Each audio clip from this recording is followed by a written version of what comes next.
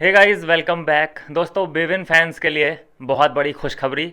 एक बार फिर से जो टाइम गॉड की कमान है वो बिविन डी सेना के ग्रुप के हाथों में आ सकती है। बताऊंगा कैसे और ये कैसे हालात पैदा हो गए कि फिर से बिविन के हाथों में ये कमान आती दिखाई दे रही है। देखिए दोस्तों, ये जो एक्स टाइम गॉड थे इनको तीन तीन को चुनना था, जो अभी तक प्रोमो में दिखाया जा रहा है। चार चार भी हो सकते हैं, किसी को तीन भी हो सकते हैं, वो तो जब बात की बात है, लेकिन अभी क्लियर था कि तीन तीन को चुनना था, इन्होंने चुने।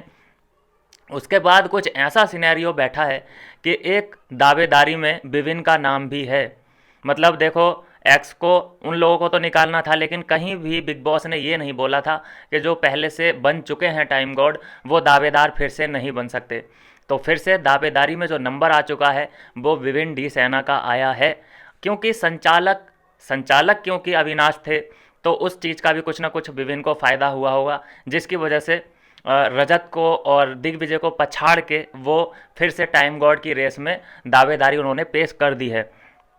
तो सवाल यह है कि चलो, विविन तो हो गए, दावेदार बन गए टाइम गॉड बनने के, लेकिन और दो कौन हैं? तो दो और जो हैं जिनका नाम सामने आ रहा है, एक है ईसा और एक है एडिन रोज। जी हाँ दोस्तों, एडिन रोज, ईसा और विविन है जो कि टाइम गॉड बनने के दावेदारी पेश कर देंगे या कर दी है। अब सवाल ये उठता है कि फिर से एक बार हम ये कह सकते हैं कि विभिन्न ग्रुप, अविनाश ग्रुप, इन्हीं के बीच में ये दावेदारी और इन्हीं के हाथ में ये टाइम गॉड की कमान रहने वाली है। अब देखिए, एडन रोज की अगर मैं बात करूं तो वो सर्चिंग अभियान पे है अभी कि कौन मुझे सबसे ज़्यादा चाहता है। कभी उसके लिए अविनाश बुरा हो जाता है, कभी अविनाश अच्छा हो जाता है, करण बुरा लगने लगता है। उसका स्टैंडर्ड अभी डबल मुझे दिखाई दे रहे हैं। जैसे आते ही वो अविनाश से लड़ाई कर रही थी, उसके बाद एक टास्क आया, उस दौरान उसने करण पे उंगली उठाई कि तुम पर्सनल अटैक करते हो। हालांकि दोनों ही जगह वो सही हो सकती है, लेकिन किसी ना किसी की तरफ तो तुम्हें सॉफ्ट कॉर्नर दिखाना ही पड़ेगा। अपने दोस्त जिसको तुम मानती हो उसकी गलतियों को इग्नोर करना ही पड़ेगा। तो दोनों तरफ उसने बोल के एक तरह से मुसीबत मोल ले ली है।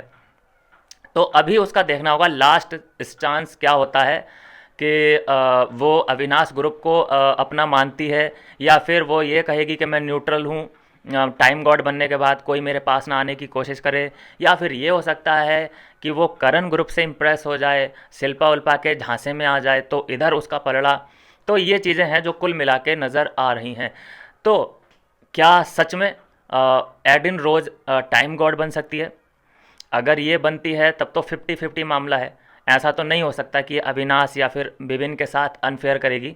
लेकिन अगर ईसा और विवियन बनते हैं तो 100% श्योर हो जाइए कि विविन ग्रुप के खिलाफ कोई कुछ नहीं उखाड़ सकता। एक बार फिर से कमान इनके हाथ में आ जाएगी तो एक हफ्ते की तो इनको सेफ्टी गारंटी मिल ही जाएगी।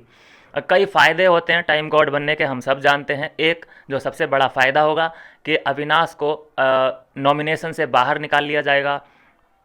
खुद विभिन्न भी नॉमिनेशन के जाल में हैं इस वक्त, तो वो भी अपने आप को बाहर निकाल ही लेंगे। तो इस हिसाब से काफ़ी बेनिफिट होता दिखता है। लेकिन फिर भी इतना ही बेनिफिट होता है, लेकिन उसके बाद भी ये नहीं हो सकता कि एविक्शन का अधिकार टाइम गॉड को नहीं मिलता। जैसे कि करण है, करण पूरे घर का विलेन है, ऑडियंस का भी विलेन है, लेकिन वो हर बार नॉमिनेशन में डालो और वो हर बार बच ही जाएगा। क्योंकि है ही ऐसे, हालात ही ऐसे पैदा हो रखे हैं कि नॉमिनेशन में तो वो जा सकता है, हर बार उसको कोई ना कोई भेज सकता है, लेकिन नॉमिनेशन में जाना प्लस इविक्शन होना दोनों ही अलग अलग बातें हैं। तो ये है दोस्तों अभी की ब्रेकिंग न्यूज, विवियन फैंस के लिए बहुत बड़ी खुशखबरी कि देखो, एडिन रोज का हमें नहीं पता कि वो इस तरफ बैठेगी या उस तरफ बैठेगी, लेकिन हमारे दो दावेदार तो हैं, ईसा और विवियन। तो इनमें से कोई भी बनता है तो बस बल्ले ही बल्ले है। और बाकी जो करंट फैंस हैं और जो उनके सपोर्ट कर रहे हैं बड़े बड़े इन्फ्लुएंसर, यूट्यूबर, उनकी थोड़ी सी जली हुई है। क्या कहेंगे उनके बारे में? ज़रूर अपनी राय दें। मिलूंगा नेक्स्ट वीडियो में नई अपडेट के साथ।